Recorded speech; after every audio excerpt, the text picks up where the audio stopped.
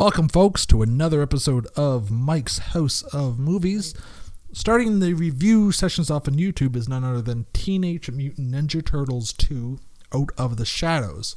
Now, for whatever reason why they named it after the worst Teenage Mutant Ninja Turtle video game is beyond known to me, is pretty much says of what they expect out of this film. It's directed by David Green, whose only other movie really to his name as a feature film is Earth to Echo. That didn't do well at the box office. That was kind of almost like a ripoff of Super 8, a really watered down Super 8. But it had a little bit of heart, and I guess they thought he could bring something new to the Turtles franchise. We have the returning characters of April O'Neil, Vernon Fenwick. Casey Jones is new, but Michelangelo, of course, Donatello, Leonardo, Raphael are all back. Megan Fox returns as April O'Neil. Will Arnett is Vernon Fenwick. Laura Linney is now in the Turtles movie as Chief Vincent of the Police Department of New York City. Stephen Amell is Casey Jones. Noel Fisher, of course, is Michelangelo. Jimmy Howard's Donatello. Pete Plozak as Leonardo. He also does the voice now and not Johnny Knoxville. And as Raphael is Alan Rich, and Tyler Perry's here is Baxter Stockman, and Brian T. as Shredder. Of course, we've got Stephen Farrelly, who is Sheamus from WWE, as Rocksteady, and Gary Anthony Williams as Bebop. Tony Shalhoub comes back as the voice of Splinter, and we're ready to roll. I had high hopes for this film. I was probably one of the few that kind of enjoyed the first film. I took it for what it was, and I liked the tone they were going for with the first film. I liked the interaction between the Turtles. They felt like the Turtles from the cartoons, and they felt like they belonged in this film. And for the most part, the first film for me worked. I was entertained. It wasn't too lighthearted. It wasn't too dark. It was just fun. And I know it did decently enough at the box office for money wise to warrant a bigger budget sequel. But a lot of people did not like the first movie at all. Now, on to the second one. When I started seeing trailers for the second one, I was even more interested. I know there was Dimension X, Tay, Krang's in it. Bebop and Rocksteady is like, wow, they really must have listened to the fans and really went back to the cartoon roots and such. And wow, was I further from the truth once this film finished. It was a chore to get through. I believe it or not, it's a new director, but written by the same people who did the first one, and they weren't all that great as writers for the first one. It was passable, but this one was even worse. It was all over the place. None of the jokes I felt worked. There was a couple here and there. Most of the ones that worked you've already seen in the trailer. So if you've pretty much seen the trailers, so seen pretty much every trailer that's out there, you've pretty much seen the best parts of the film. There really isn't anything new. I'm not going to go into certain spoilers, but I mean, you've got Shredder. He really didn't do much. You got his he really didn't do much. But he really didn't. Really anything spectacular in the film. It's just nothing was coherent. It was the movie was so all over the place. It was just the pacing was all over the place. The editing was terrible. The directing was terrible. The writing was worse than the first one. That's really hard to say, but this time they really did focus on the Turtles. The Turtles are almost in every scene in this film, and I felt throughout the film that they were almost cycling through their heads. What from the cartoon haven't we shown you yet? Oh, it's yes, we haven't shown you this. Throw it in. Oh, we haven't shown you this. Chuck it in there as well. There's a time near the end where Rocksteady and Bebop are chasing Casey Jones through a parking garage, and out of nowhere they appear on their motorcycles they had from the cartoon. It's like, where did they get these motorcycles from? They were running around chasing Casey Jones on foot through this parking garage, and then out of nowhere, oh look, we haven't shown their motorcycles yet.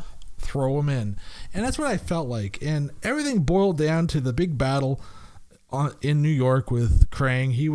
His whole goal was to get these three pieces of this trans-dimensional portal to align and have Baxter Stockman pieced them together so they can open a portal to Dimension X and bring over the Terradrome so they can take over the world. Now, when you think bringing over the Terradrome, you think he would have been, hey, it's the Terradrome coming through the portal. It's going to wreak havoc in New York. No, it's the Terradrome piece by piece. His whole plan was to bring it through the portal, one brick at a time, so to speak.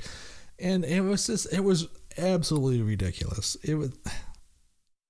And to top it all off, ILM did the special effects. I didn't realize ILM was involved in this, and they did the special effects. They must have did to the bargain basement version of Industrial Light and Magic, because I thought a lot of the CG was really, really poorly done, and it's just looked. I don't know if it's because it was the 3D version that the CG really stood out, but it was a lot of hokey looking CG, and yeah, it was just a bad movie all around. Now, one of the saving graces for me, though, was Krang. I really did like the design of Krang. I like what they did with Krang. It was weird hearing Brad Garrett do the voice of Krang, because Krang is usually like a whiny, kind of higher pitched voice, where Brad Garrett's a more deeper, more sullen tone. He kind of hit some of the notes that Krang usually hits, but overall, he didn't do a bad job, and that was probably one of the saving graces for me. The pull of any enjoyment out of this film was, in fact, Krang.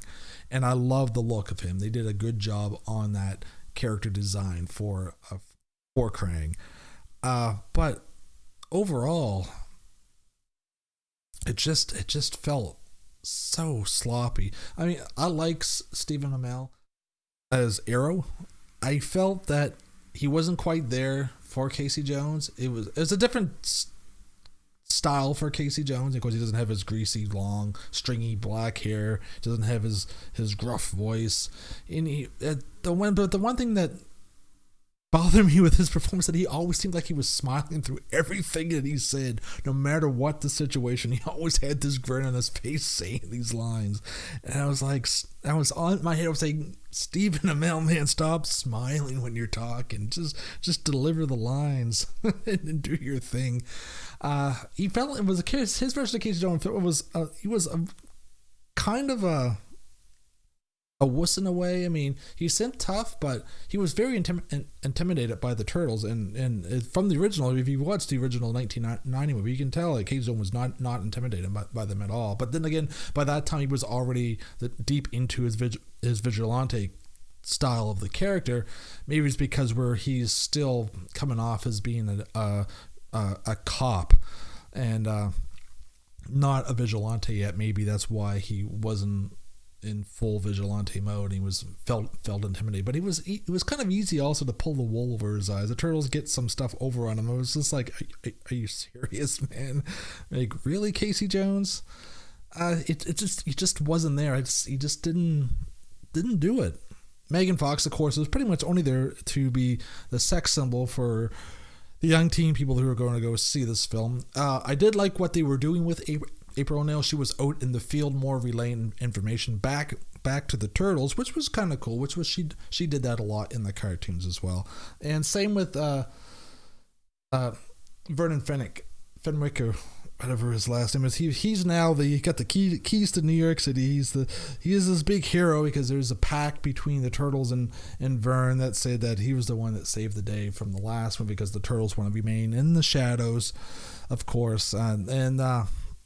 So right off the beginning, he takes this persona of the Falcon, as so they call him, and it's just ridiculous. It's just so bad. And like I said, there's times though when characters come and then they go and you forget about them and then they show up and like Baxter's talking, there's times where you forget about that he's in the movie, even though you've already seen him. He's there, but later on when he pops back up, I was like, oh yeah, he had a story. And Tyler Perry, I like Tyler Perry as an actor as well as a director, but I felt they made him such a caricature of a nerdy scientist. It was so ridiculous, like so overthought. Even the glasses he was wearing, it just felt so fake. It's again, like it had that feeling of bad cosplay. And then they take him off by the end of the movie. Schritter's done with him, and he's like, "We're taking you to Tokyo. You're our prisoner." And I was expecting at the end of the movie, at the end of the credits, you'd have a follow-up scene. I was hoping that would show Baxter Stockman turning into a fly. I don't want to spoil the thing here, but don't bother staying until at the end of the credits. There's no after credit scene like there was in the last one. But during the credit sequence, they do have a cover of the original Teenage Mutant Ninja Turtle cartoon song, and it was horrible. I was just like, why would they include this? Why? It's just as bad as in the Sam Raimi Spider-Man when they had the violinist lady play singing the Spider-Man song in the subways. It was very, very cringeworthy. The action sequences weren't too bad, but nothing seemed to add up. There was a couple sequences in the beginning, like the chase down the highway with the turtle van. I felt that went on way too long. I was just like, wow, and it was like one of those chases that was going along, but it didn't feel like it was going anywhere. And it was just so loud and obnoxious in a way, and things felt like they were so overloaded every scene that it was just, everything just felt chaotic, and you really just didn't have time to focus on anything. Nothing really slowed down enough to process or develop any type of character in any given situation. They do kind of go into the motives of the turtles more, of how they interact with each other and the things that they're dealing with as a team, which was good. It was good to see, the problems Leonardo was having being a leader and thinking that, his way is the highway, that everybody in the team needs to be thinking as one. They need to be thinking the same thing in order to be a cohesive team. While Splinter says, no, you can't change them. Each have their own individual identity and their own individual thoughts, and together bringing those thoughts into one is what makes. I thought that was a really good message, and that worked well to a point. And then things become chaotic again, and every time things became chaotic, you kind of lost focus of what was happening in the scenes, and then they would just cut to another scene, and it just felt like, where are we going with this? What are we trying to accomplish here? Anyways, I've said enough. I give this a 2 out of 5. I don't think it's a good sequel.